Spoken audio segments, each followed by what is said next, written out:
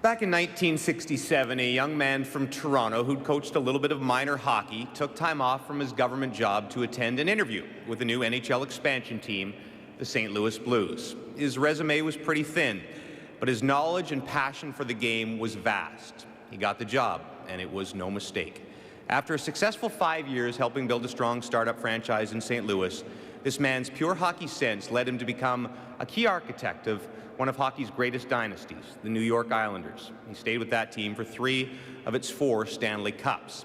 He went from Long Island to Detroit, where he helped turn the franchise around. The Red Wings became one of the most dominant teams of the last 20 years, highlighted by 4 Stanley Cup victories. The passion that led tonight's second inductee in the Builder category to that first interview long ago still burns. Ladies and gentlemen, Jim Devellano.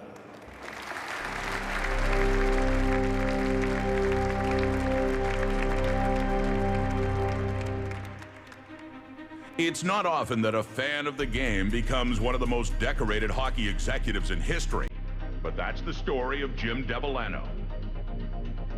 Growing up a passionate hockey fan in Toronto, Jim coached minor hockey before convincing the expansion St. Louis Blues to hire him as a scout in 1967. Jim parlayed his scouting experience, accepting a job with the New York Islanders in the midst of their 4 consecutive Stanley Cup victories.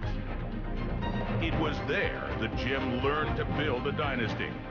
In 1982, new Red Wings owner Mike Ilitch would hire Jim as a general manager to rebuild his struggling franchise in Detroit. On June 8, 1983, Jim drafted Steve Yzerman, 4th overall from the Peterborough Petes. Yzerman moving, blue line chance. Yzerman emerged as the cornerstone of the franchise, turning the Red Wings into a powerhouse, eventually winning 4 Stanley Cup titles in 12 years. Devellano remained a father figure in Yzerman's life, guiding him on and off the ice.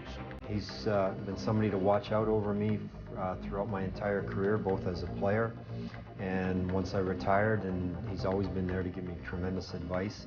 Jim's greatest impact on the game started in the mid-'80s, when he was the first NHL general manager to assemble a European scouting staff. It was a progressive move that brought superstars Sergei Fedorov, Nicholas Lidstrom, and Vladimir Konstantinov to the league in 1989. A true innovator, Devellano also campaigned to have the annual NHL entry draft moved from a hotel ballroom to various NHL arenas, transforming the draft into an exciting, fan-friendly event.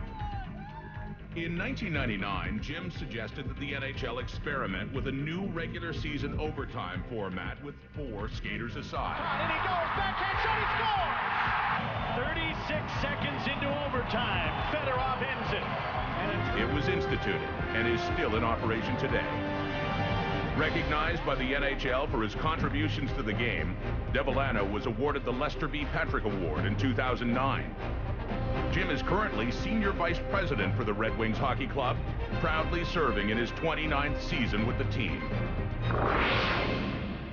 Please welcome Jim Devellano, inducted into the Hockey Hall of Fame in the Builders category.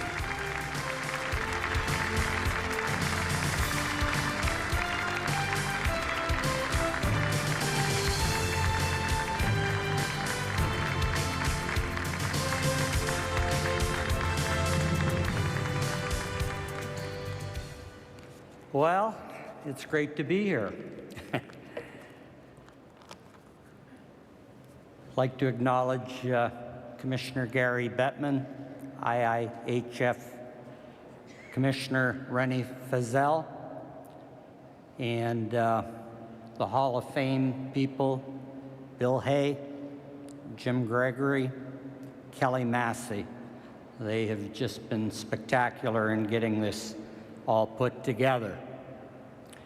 Let me begin by offering my congratulations to the other inductees. First, Angela James and Cami Granato. I'm thrilled to be going in with the first women, the inaugural class, and I'm very happy that I'm going in with you. Daryl Doc Seaman, the late Daryl Doc Seaman, has done so much for hockey, and still continues the legacy with his family, and it's wonderful that he is being honored. And then an old former player of mine, competitor, great goal scorer. We used to have a lot of battles, Dino and I, but he was a terrific player, and I'm thrilled to be going in with you, Dino. Terrific. I'm really delighted to be sharing this evening with such a fine and worthy group of inductees. I also want to thank the selection committee for approving my induction. I'm very, very honored. I have had the good fortune of working in the greatest hockey league in the world, the National Hockey League, for 44 years. I've gotten some lucky bounces along the way, but I have really been lucky in meeting and working with some wonderful people who gave me opportunities and put their faith in me, and I would like to thank many of those people. To the very first general manager of the St. Louis Blues, the late Lynn Patrick, for allowing me to get my foot in the door and work for the original St. Louis Blues as a scout here in the Toronto area. I was just a young minor guy in Toronto, really had no background, but had a great passion for hockey, wanted to find a way to somehow get into the National Hockey League, and Lynn Patrick gave me that opportunity, and I'm very appreciative of it. It was while I was in St. Louis that I would meet up with a young coach by the name of Scotty Bowman. We became friends, and many years later, I would bring him to Detroit to coach our Detroit Red Wings. And I guess we all know how that turned out with 3 Stanley Cups. Scotty, I want to thank you for a superb coaching job for the Detroit Red Wings, and most of all, thanks for being my friend and very supportive. In 1972, I joined another expansion team, the New York Islanders. Actually, in our first year, Bill Torrey and I remember people calling us the Hapless Islanders, and we were the Hapless Islanders. Didn't last long, though. Bill Torrey hired me as he was putting his front office together. Bill gave me a ton of responsibility. He was a great boss. He was my mentor. He was and is a friend, and we would enjoy 3 consecutive Stanley Cups together before I would move on to Detroit to become the general manager in 1982. Bill, Torrey, thank you for your mentorship and getting me ready to become a general manager in the NHL. Bill, I'm truly appreciative. I grew up here in Toronto as a hockey-crazy kid with a crazy dream of someday, some way, of becoming a general manager of an NHL team, probably because I couldn't play. Thanks to Mike Ilitch, his lovely wife, Marion, and their family, Chris and Carol, who are here tonight, I was able to realize that dream when Mike and Marion hired me on to manage the Red Wings, a team they had just purchased from the Norris family. Early on, we endured some particularly tough years, but you hung tough with me in spite of a lot of criticism at times, and the last 20 years have brought us all a ton of joy. I want to thank you, Mike and Marion and your family, for putting a lot of faith in me and hanging in there with me.